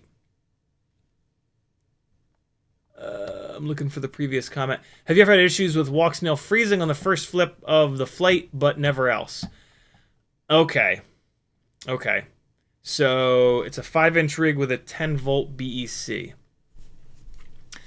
I'm still going to recommend that you send the VTX. Make sure, look up, I don't know which VTX you have, but look it up. Make sure that the voltage range is going to be okay. And I still think you should send it VBAT. It sounds like you've got a 10-volt BEC that is sending that 10 volts to the WalkSnail, and then its BEC is there as well. And from what I understand, having two BECs like doing this, touching tips, is not the best idea. I've done it before, and it's been totally fine. So it's not like the end of the world, but I've heard from people that know electricity better than me that it's not the thing that you want to do. So. And it's pretty easy, right? It's pretty easy to take the power leads, to look it up, make sure it'll take whatever your VBAT is, and then just to pop the leads off of the 10-volt BEC and drop them onto the battery pads, just to see if that helps. If it's on a 5-inch rig, it shouldn't be your battery. So I would do that, and then I don't know where to take it after that. I don't know where to take that troubleshoot after that. Between Floors says the board's good, new motors and such. Dean Manville says, I have a new Mobula 6 that loses video or drops from the sky when using new batteries. Once the voltage is reduced down to 4.1 or less, it's fine. What? That... The only thing I could... When you put a fresh battery on it, does it act weird? The only thing I can think of is the PID loop is overactive. Did you put more powerful motors on it? You say it's a new Mobula 6. So if you bought a Mobula 6 and you took the 19,000 kV motors off, which their tune is set up for, and you put like 30,000 kV motors on, what could be happening is when and you haven't backed your tune off, what could be happening is when the battery is full, the PID loop is going nuts, and then that's sagging the battery down, and that's what's causing it to drop out of the sky. Once that battery discharges a little bit, then the PID loop is not going bananas. So, easiest thing to do is to go into the PID tab, go to PID Profile 2, and which should be a stone stock PID tune with the sliders all down the middle at 1.0. Fly it like that. See if it still does it. If it still does it, you said it's a new Mobula 6. Whoever you bought it from, make them take it back. Make them send you a replacement. Like, it doesn't sound immediately like you've done anything to it, right? Like, and if it's a bind and fly, right? It should be able to fly. So yeah, return that shit. Unless you've banged it up or anything or something like that. Even if you've crashed it some, it should still fly. David J says, thanks for the feedback. My other rig is a stock 75mm Mobula 7 with 0802 20,000 kV. Okay, so a Mobula 7 on 802 20,000 kV motors versus a Mobula 6 on 0702 26,000 kV motors is going to be a whole different ballgame. You're going to love the 0702 26,000s. That being said, if the 32,000s are in stock, get them and just motor limit it down. But yeah, the 0702 26,000 kV motors are going to feel like jet packs compared to that Mobula 7. Northern Tier set. YouTube did the thing. Where is it? Where is Northern Tier's comment? There it is. Do you ever see the KV going higher than 36,000 kV in the smaller Whoop style motors? Yes, and you guys will get to see it on this channel sooner than later. Daniel1964 says, what was the difference between GemFan 31mm biblade and HQ 31mm? 2 props versus 3 is the massive difference. I'm assuming that you're talking about the new what I call YOLO HQ tri-blades. I've tested them and talked about them on a couple of streams, so you can go back a few streams and get like my full thoughts. But yeah, 2 blades versus 3, which makes a huge difference in flight characteristics. The 3 blades are going to be more grippy, great for racing. The bi blades are going to be more loose and yeah, more kind of slidey, which is nice for freestyle. The tri blades are going to make more power. The tri-blades are significantly less durable, like way, way, way less durable. I call the new HQ props YOLO props because they sometimes only last 1 battery. They are very fragile. The performance is wild on them. They weigh less than the GemFan bi-blades, to give you some idea. That's absurd. But that'll also give you some idea of the difference in durability. So, yeah.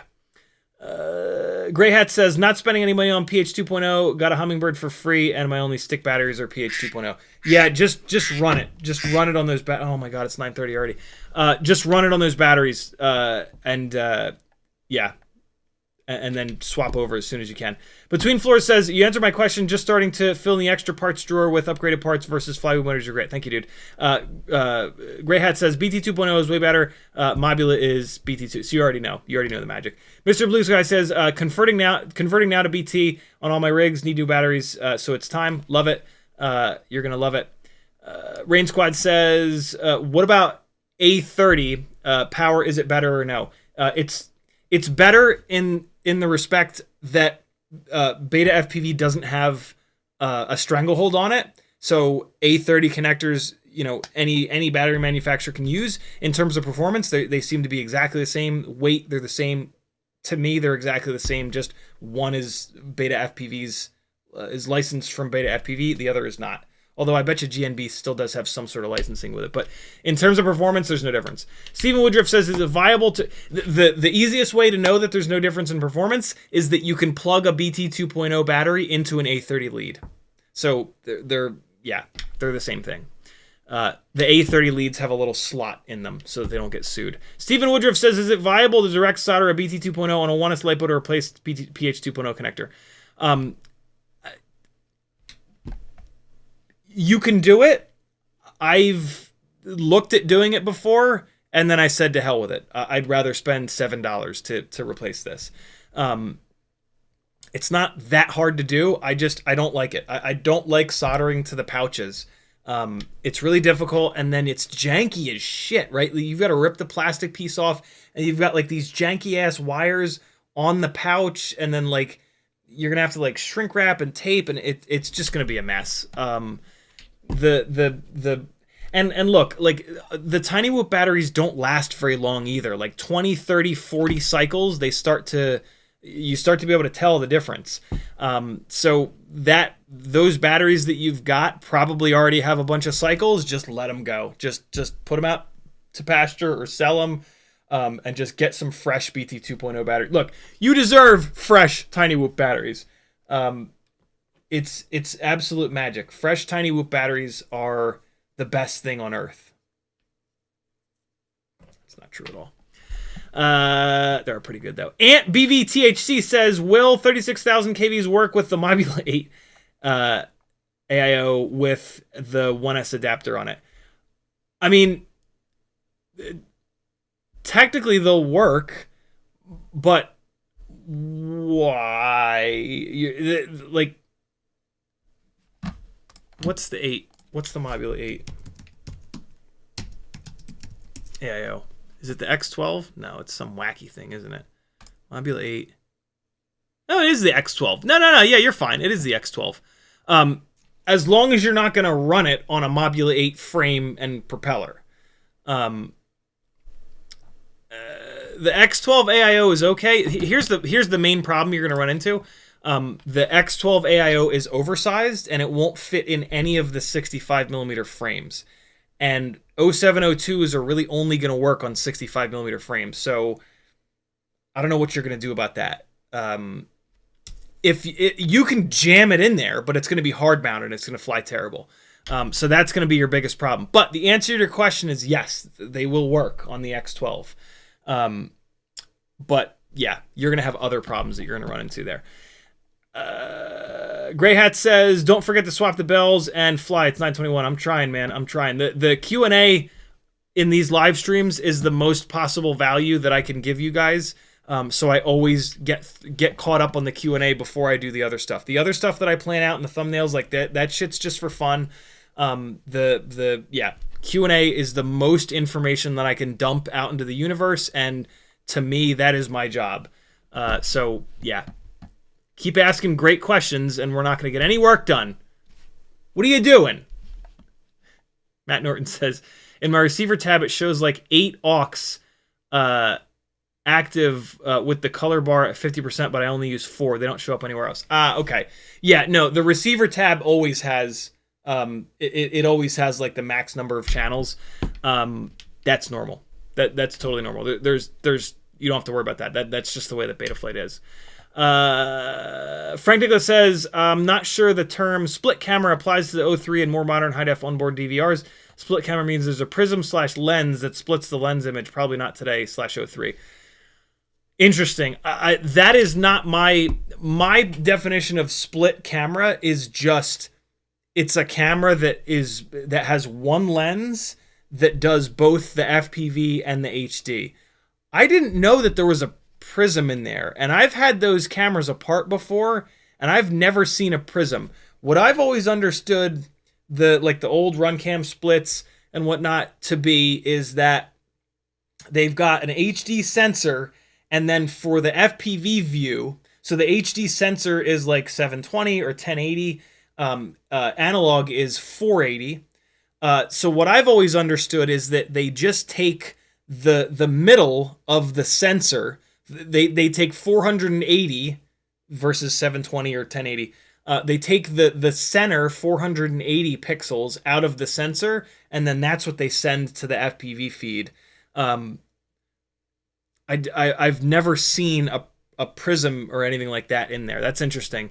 So yeah, when I say split camera, what I basically mean is one lens and then a camera and board that both do FPV and HD. I don't know. There's probably not like maybe there is, but I would doubt that there's an actual definition of like split. What is a split FPV camera? So I think the definition is up to any of us. But yeah, every single split's probably a weird name for it. Dual purpose or something. Yeah, every single time that a camera system has been available that does both FPV and HD in one lens, in one box. I am specifying that because the RunCam Hybrid and the Caddx Tarsier had 2 separate lenses, 2 separate image sensors. Yeah. Daniel says, no, I'm asking biblade on both. I don't remember what your question was. Oh, there it is. What's the difference between GemFan 31? Oh, okay. The HQ biblades, the top of the propeller is enclosed, so you can't push them all the way down in the motor shaft. Technically, you can buy a drill bit and drill them out. It's a complete nightmare. The propeller is almost certainly not going to perform any better than the GemFan, so why go through that nightmare? Just get the GemFans. They're brilliant. The 2X Whiskey says, did you know you can double the KV of a given outrunner motor by swapping orientation of the magnets from 12 poles to 6? What the hell? Think of the possibilities if you had a set of 6-pole bells. That's wild. I don't know enough about these brushless motors to understand that live. If I think about it enough, I might be able to make sense of it, but that sounds crazy. Who's doing that? Ground-based RC stuff? I'm sure someone is doing that. Dean Manville rather says, thanks, I'll give it a go. Upgraded the motors to 26,000 kV, but uploaded a tune I had from my other Mobula that has 30,000 kV motors. I think I'll revert it all and see how it behaves. Okay, good. Yep, that's the first thing you want to do for sure. Frank Nicholas says, exactly, old style split had 2 sensors. Modern is 1 sensor with different compression and encoding the electronics. Yeah, I mean, there's also a huge difference between RunCam and DJI. So, yeah, very, very true. But, I mean, it still stands to reason, right? Like, the O3 system is not nearly as good of an FPV camera as the Vistas were, in my opinion. Or WalkSnail. But that's a totally unfair fight, right? Like, a straight up FPV camera, like, it doesn't care what it's going to look like cinematic. It's all about, like, hey, racers, what do you want from this camera? And the, low light and low latency and all that stuff. So it's tough. All right, I'm caught up on chat. Let's swap a couple of these bells over, because I want to show you guys how to do it. And then, I don't think we're actually going to fly today, but I'll still try. Okay, so here's how you do it, my friends. We talked about this early in the live stream. If you're coming in late, rewatch this stream. I dove deep into how and when you can take one motor bell and switch it onto a different stator. So watch the beginning of the stream. Come on, Logitech, you jerks. Watch the beginning of the stream for more information on, like, when you can do that, when you can't do that. But we're just going to jump into it and do it. So, the best way to do this is to get a clear Ziploc bag and to put the motor inside the Ziploc bag so that if this C-clip tries to fire off, which they typically do, it is contained within the plastic bag. I don't have time for that, so I'm just going to do it willy-nilly here. But I've figured out a way to do it willy-nilly that usually the C-clip doesn't fire off into Never Never Land. C-clips are often called Jesus clips because when you try to get them off or put them on and they fire across the room, you go, Jesus Christ! So, yeah, feel free to call them Jesus clips.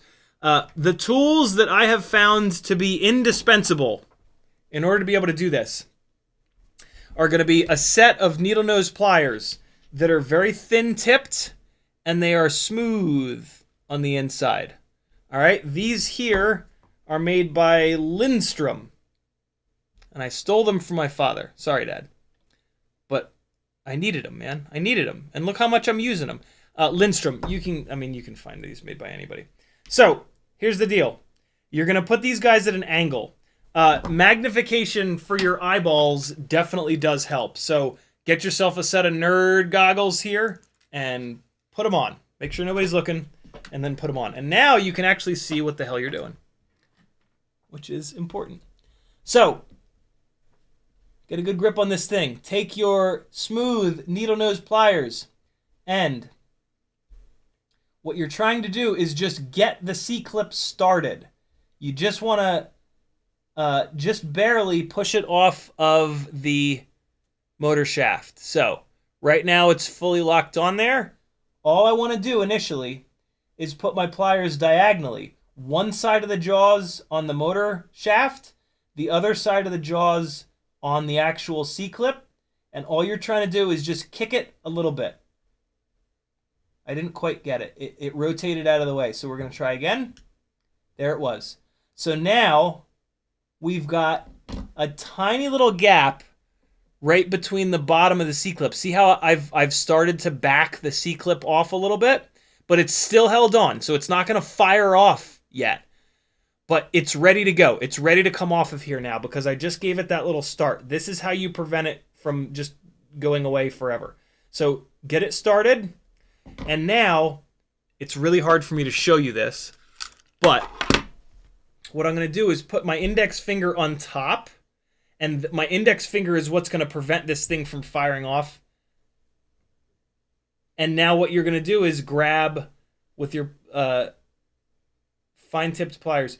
You're going to grab. I do not recommend trying to do this with tweezers. They're not the jaws are they're it's just not strong enough. You can probably do it, but you're going to stab yourself. They're too fine-tipped. This is what you want. You want a pair of really decent needle nose pliers. Now what you're going to do, so the C-clip is like this.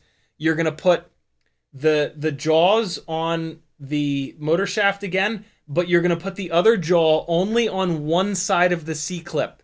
Since the C-clip is now up like this, originally it was like that. We got it started and it's out here like this.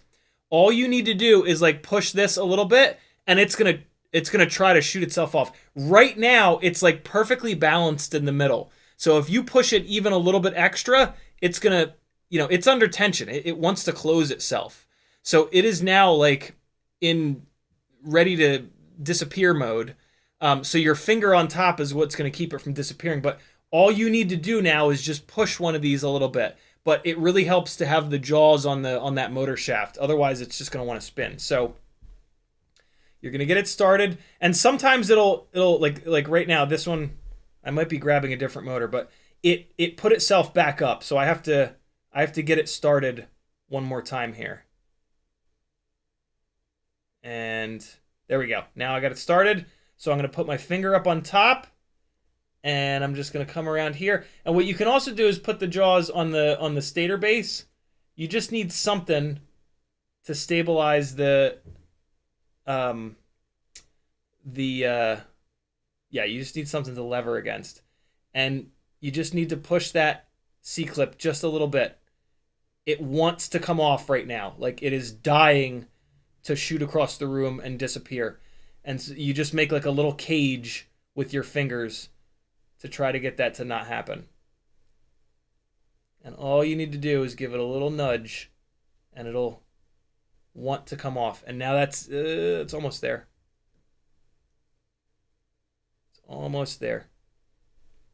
Sometimes you can just do it like this and just give it that little nudge. You just got to be really careful. And there it is.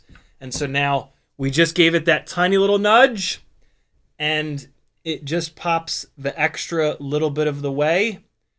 And now you can just grab it, just give it a little nudge. It's going to always try to go into the motor. It actually, did it go into the motor, or is it on the desk?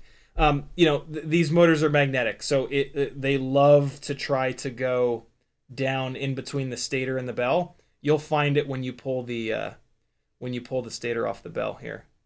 I'll show you. It'll be stuck to the so now you've got a brass washer and a Teflon washer down here. Sometimes you can just pull the bell off the shaft and they'll just come off. Sometimes you need to take your fine-tipped tweezers here and give them a little bit of help.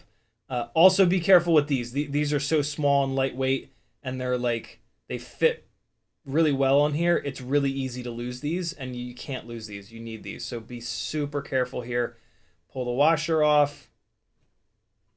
Pull the metal washer off. Pull the Teflon washer off. And now it'll be way, way, way easier to pull the bell off of the stator. And then we can find our C-clip. Remember the order? It's always the Teflon, and then the brass, and then the C-clip. And so now we can pull the bell and the stator. And come on. Come on. Get off of there. What are you doing? Why are you fighting? It might be because the C-clip is jammed in between the bell and the stator because it fell down in there.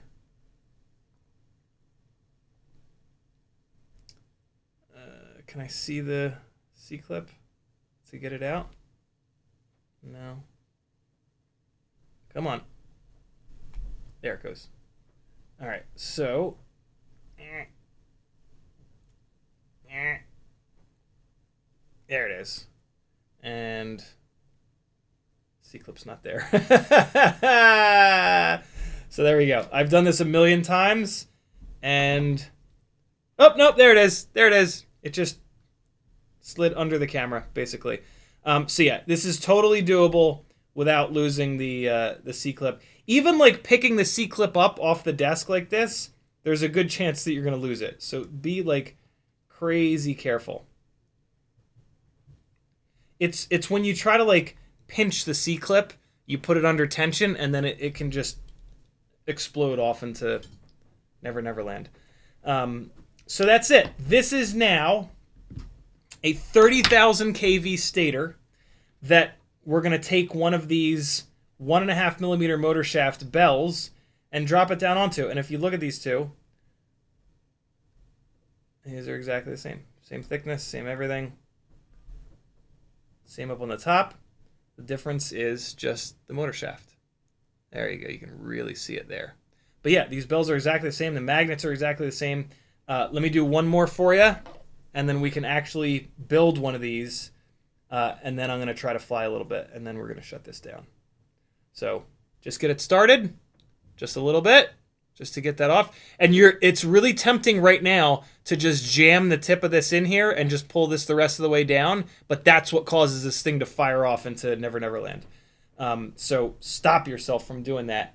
Get up in here, and then just give it that little bit of push, and that's it. You just need to get it off that little extra bit there, and then you can almost even do it with your finger.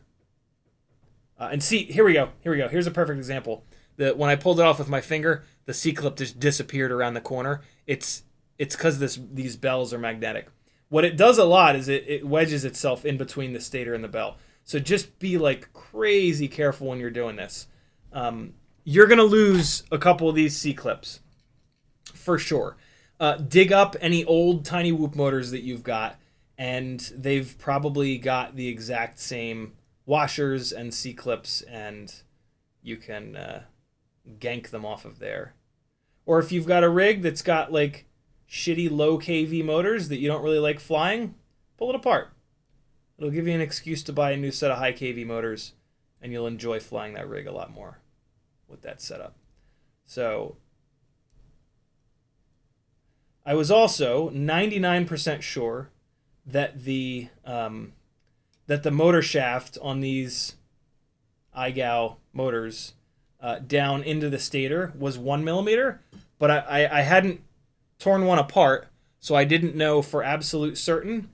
And now this is me realizing, yes, they are indeed it is indeed a 1 millimeter shaft down below the bell. Also, a thing to note, in there you can kind of see, there's another brass washer and there's another Teflon washer. Make sure that they stay in there. Those are important. What can happen is those washers can stick to the top of the stator. You don't want that. So take a look for that. Take your pliers and just do one of these to make sure that it's not there and you just can't see it, and then you'll be totally fine. So 30,000 kV stator with 1.5 millimeter motor shaft iGal bell. I double checked and the washers are still in there. There we go. And how fucking weird is it that the ultimate motor is purple and red? Isn't that the most satisfying thing in the world? Maybe that's just satisfying for me.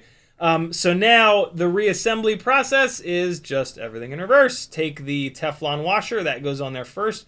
Think of it this way, right? You want the Teflon washer to be what rubs against the metal bushing here. So Teflon washer first, super careful, because again, even these little washers love to fire off into the abyss.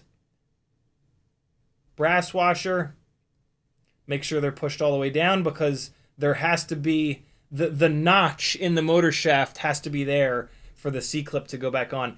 And now this is the other opportunity to lose these C-clips, is when you're putting them back on. And I think I lose them more now than I do when I'm taking them off. Same kind of deal. You're going to use your index finger, or better yet, put them in a plastic bag. But get it lined up here. I like using these tweezers for this. Where'd it go? Is it on the side of the motor? Of course it is. It's always on the side of the motor. This is fiddly stuff, friends. In fairness, this is not easy to do. So if you're getting frustrated, it's not just you. I have thrown these motors across the room in frustration not being able to do this. So goal number one is to get it started, and you want to get it exactly there. The open part of the C-clip has to be locked into the little notch in the motor shaft, right? So you're gonna be able to get it there, and then all you're gonna do is come in backwards with your fine-tipped pliers, and one side goes on the motor shaft, the other side goes on the back, and this is gonna happen a lot. You're gonna get it not quite right, and the C-clip is gonna pop off, and you just got to get it back on there. These pliers are magnetized, which I don't love for this work. That's why those tweezers are doing a better job. But let me see if I can just now see these being magnetized. I almost lost that C-clip. These being magnetized, I can't have that. So come up here. I'm gonna grab it again. Oh shit! There's so many opportunities. Try to do this up on your desk, farther forward on your desk. Once these things get into the carpet, they're gone. So get it started with something non-magnetic and really thin.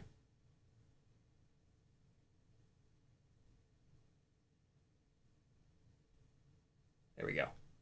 That's started. That's in its spot. I'm going to try to do this without putting my finger over it so that you can see.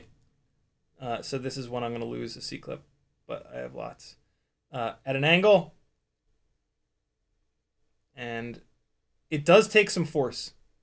This does take a little bit of force, but it doesn't take an... If you're starting to really crank on this, stop. Something's not right. Boy, oh boy. Every time I do this, I'm reminded how much I hate it. It's just... This is just difficult. Oh, God damn you. That one's not lost, for the record. It's just under the camera again.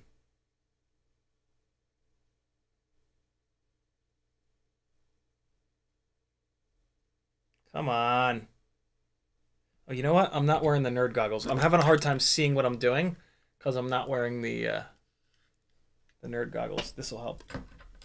All right, so here we go. This guy here. That C-clip might be gone. Nope, it's under the camera. This is why doing it in a plastic bag is a really good idea, because they stay inside the plastic bag. But doing this inside of the plastic bag, it's so much more difficult because you're working inside of a plastic bag. God damn it, I can't even pick these things up without them firing across the desk. All right, there we go. Started. Usually I don't have this much trouble. And then with your magnification on, you can actually see what the hell's going on. One side of the jaw's on the motor shaft, the other on the C-clip. And there it is. Woo, that is sketchy. And then just make sure that it's all the way seated. The outer circle, the outer diameter of the C-clip is exactly the same as the outer diameter of the washers. So if you just look at it and there's just one big circle, you're good to go. So there it is. That is potentially the ultimate 75mm WALKSNAIL Freestyle Tiny Whoop motor. Here's the other C-clip. I didn't lose it. So now I just have to do that 7 more times. Which is gonna just drive me into an early grave. All right, let's get a couple batteries in. I set the gates up and everything's all good to go. Let me spend a little bit more time on these YOLO props because what the hell? They're super impressive, and I'm curious how long that they'll last with me smashing them. Where are my analog goggles? There they are. All right, here we go. Couple of batteries. David Rogers says maybe try putting the 802 snowblower motor bells on the 30,000 kV motors. Those bells are exactly the same. I don't like the color of them as much, and they just sold. Somebody bought them. It was a gray hat. So yeah, those are gone. Those motors are gone. No, they're not gone yet, but all right. And technically, those motors are heavier because that white is a paint. So they will be a minuscule amount heavier. This is a gold marker battery, so this is going to be nutty. Let's find out how nutty. Let me turn off HD0, turn on the VRX. There we go. Veritas says, once you loosen the C-clip by using your no-nos, stick a small jewelry screwdriver in the top to pull it off. Doing that is, that's how I used to do it. And that is when I used to lose C-clips constantly doing it that way. This different way of doing it that I showed you tonight is the best way that I've found to not lose these C-clips. The big problem is that these are just so goddamn small that if they get to the carpet, they're gone. They're just completely gone. I don't think I've ever found one that's made its way into the carpet. Oh God, I have to adjust, man. I've been flying the 75mm WALKSNAIL rig quite a bit. Oh, this is amazing. Oh my God, this is so good. Oh my God, it's so good. Oh, what? Oh, I've missed this. I haven't flown one of these in almost a week. Oh my goodness. Oh, it's just so responsive. Jesus hell. I can still crash it in unrecoverable spots. Oh, look at me. Oh man, this really drives home how bad the 75mm rigs, especially the 75mm WALKSNAIL rig, flies in comparison. And like you can, you know, one of the things that I've heard from people that for some reason are like hell-bent on saying that 75mm rigs fly better. One of the things that I've heard from, the only thing that I've ever heard from them that makes any sense as to why 75 would be better for freestyle in the house is that it's less jittery and it's like smoother. Well, first off, your thumbs control how smooth this is. So just get better, bro. But there are people that are good that say that. And to those people, I will point them to Betaflight and the multiple ways that you can add stick smoothing in.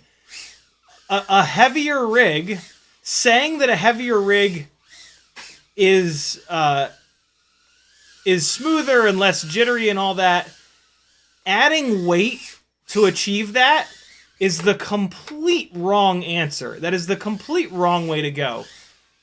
You can, like, you can do that in Betaflight, and you can, like, add that smoothness and that delay. What you're adding is delay. You're adding latency with weight, physical weight. And so why not have a rig that's lighter, crashes better, is more responsive, doesn't break as much of your personal belongings. And then if you want, and I'm a big fan of a really smooth setup. I add a ton of latency with jitter reduction and in the receiver tab down the bottom there. That's the way that you want to do it. Then you can adjust it. When you add a bunch of weight to achieve that smoothness, the adjustment is to add more and less weight. Well, that costs money and time, and like you got to change the build. That's insane. Do it digitally, and then you can sit there with the jitter reduction. You can go, do I like 15? No, let me try 14 today. Oh, no, I didn't like that. Let's try 13. Well, let's try 16. You can perfectly dial that in. Adding a bunch of weight, you're just adding a bunch of weight, and it's just like, okay, this is now where it is. That doesn't make any sense to me. The other thing that I hear is that the 75mm rigs make more power. Bullshit. Put a fucking set of 0702 36,000 kV motors on a lightweight tiny whoop and tell me that you need more power than that. You're smoking dope. Like, these 36,000 kV 702s are nuts. This is a 32,000 kV motor. And like, look at, like, who needs more power than this? Like, who needs for in the house? Like, what fucking pilot can handle this? This is ridiculous. Like, come on. Like, I know there's a lot of pilots that are better than me, but like, I don't think there's that many. Come on, get real.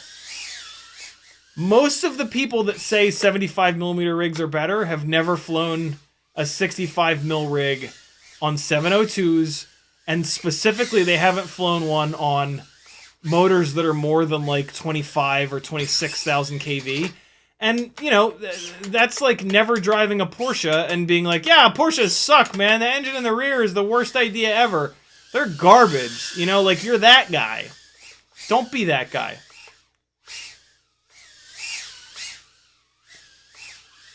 Ugh. Oh, shit. That was a Hail Mary there. Look at that. Come on, dude. Look, ready? Oh, you know 75 will do that. Look at this. Look at the responsiveness. This is what you want. Everything happens really fast inside. You need something that's going to keep up. And that, come on. You do not need more power than that. You just don't. You're not good enough. Sorry. A couple people are good enough, but you're not. Hate to be the bearer of bad news, and that's okay. Don't be the best. It takes too much time. Oh!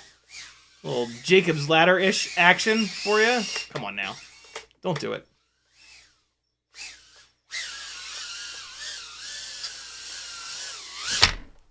And if you really do need more power than these 702s, the Emoptera 802 33,000s are what you need. They make all the power in the world. They're just absurd. Very, very fun. Yes, that's a tortilla blanket, Danzilla. Amazon, yo. $30. Get yourself one. This one that I have is 80 inches in diameter. They actually sell one that's 90 inches in diameter. I highly recommend getting the biggest one you can. It's just great. It really is nice. Whoa. So this tune is apparently on the edge, because that freshly charged battery made it a little bit upset. Hey. Oh, no. No, get out of there! There's like a weird... I was right in here, and which just has like a million little spots to be unrecoverable. Can I fit down there? No, don't do that. Oh, you ass. Why would I do that? Oh, maybe I can get it out. Oh, God. Yeah! Whoa, Jesus. Oh, boy. Oh, boy. Okay. I think it came out. I think I got it out. Yay!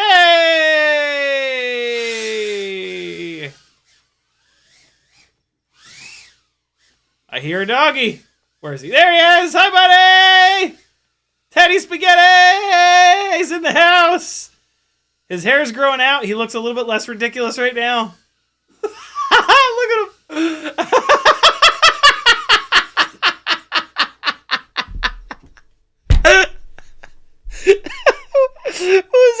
if he was still...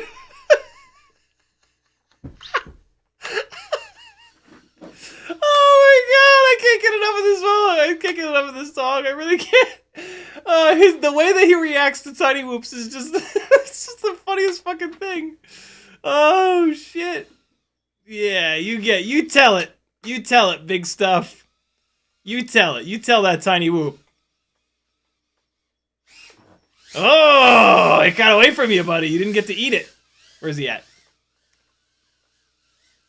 He is really good about not eating the tiny whoops. I'm the luckiest person ever.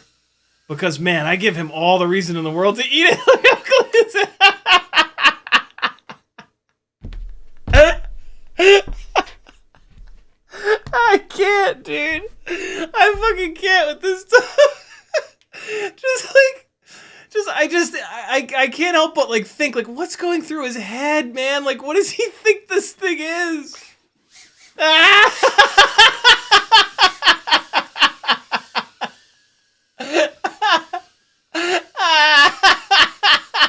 Fuck. It's so good. It's he sits down. He's like, nah, it's okay. I can wait. I can wait. We good. Look at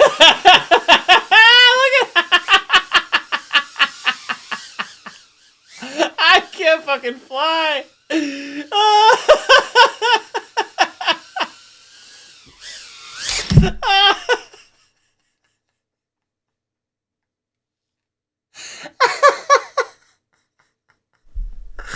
Oh god, I don't know. Is it like, is it just me? Where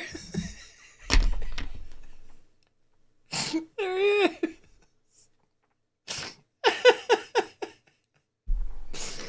Oh god damn it. God damn it. Ooh. Oh shit.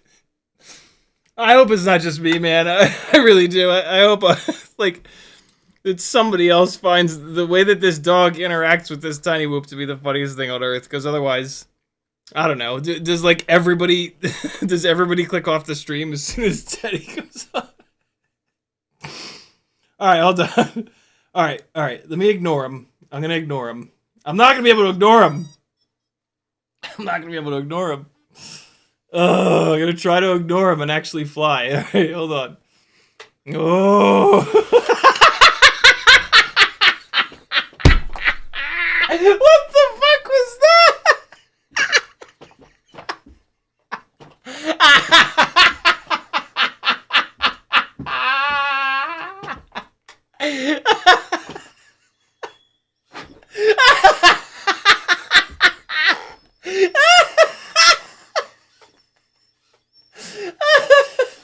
Oh shit! I told you I'm not gonna be able to ignore him.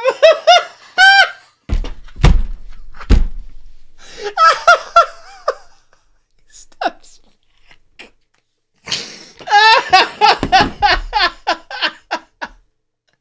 Oh, the way that he steps back gets me every time.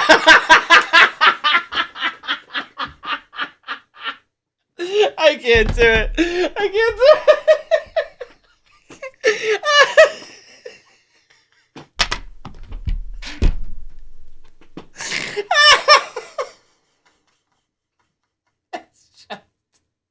He's like a fucking cartoon character. Oh shit, yo. I love you, dog. Oh my god, you're the greatest. You are the fucking greatest. With this stupid sweater on and these big dumb eyebrows. Come on, yo. Ah! Urgh! Look at me. I'm a big tough boy. I'll show that tiny whoop-who's balls. Oh, wow.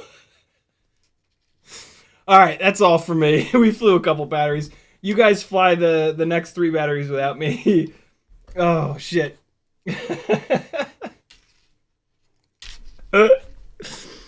Oh, boy. That is something else, man. Look at this cartoon character over here. Oh, boy.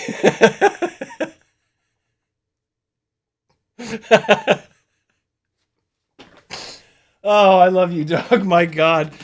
Oh boy. Okay.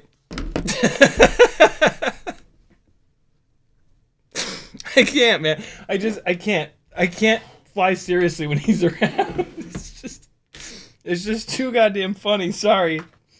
But you guys have seen me fly a lot. It's fine. Oh boy. All right. My stomach is my stomach hurts a lot.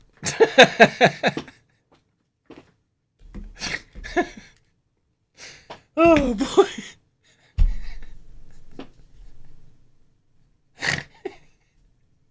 It was like when I fly tiny whoops, like I really do get like transported into this place of like I'm in it. Like I really do I really do feel like I've been shrunken down and like I'm inside the tiny whoop. Maybe that's because I've flown them so much. Like I definitely remember when I was learning to fly FPV, there was a point like a couple of years in where I got good enough and I was comfortable enough where I started to actually feel like I was flying. Like I'm holding a transmitter, but like I wasn't thinking about that. Like I was just with my brain sending signals to my fingers that I wasn't really paying attention to. They were putting into the transmitter, right? And like, so when I fly tiny whoops, I really do have this like cool out of body experience where I'm like shrunken down, and like, but like my whole relationship with this dog is me as like a massive 6'2" monster, and then him as this like 12-inch tall thing, and so like. Like when I'm in the goggles and the tiny whoop, like all of a sudden he's the monster. But then like he's not a monster. He's just like this big goofy shit that like, and like it's like when he comes at it, it's just like, and like we joke about Teddy, like, hey, Mr. like when, because he's pretty gentle, but he will like nip every once in a while, and we'll be like, easy, big stuff, and like, but he's just he's this funny little thing. And so like when I'm flying the tiny whoop, all of a sudden like he is this big monster, but he's still just such a goofy bastard, like like oh no, I can't. Like, I'm just kidding. I'm just kidding. Like if he does one day bite it, I think like things will change a little bit, but like I don't know. Oh boy. Thanks for hanging, friends. I'll be back Friday. Friday, 7 o'clock. We'll do a full 2-hour stream this time. And I don't know what we'll do, but we'll do some fun stuff. I'm going to fire some C-clips off into Never Never Land. Don't be like me. Use a plastic bag. It just makes sense. Just use a plastic bag. Or don't. Do whatever you want. Who am I to tell you what to do? Here comes some music and some frying. This is actually where it all began, me chasing the little tiny K-truck that Jesse from Tiny Whoop very, very kindly sent me. Get your asses over to tinywhoop.com and buy some stuff. Support that guy, man. He's the fucking best. Just the absolute best. Be good. Bye-bye. Love it. See you Friday. I don't want this song. Hold on. Maybe this is a good song. Maybe it's not. Bye-bye!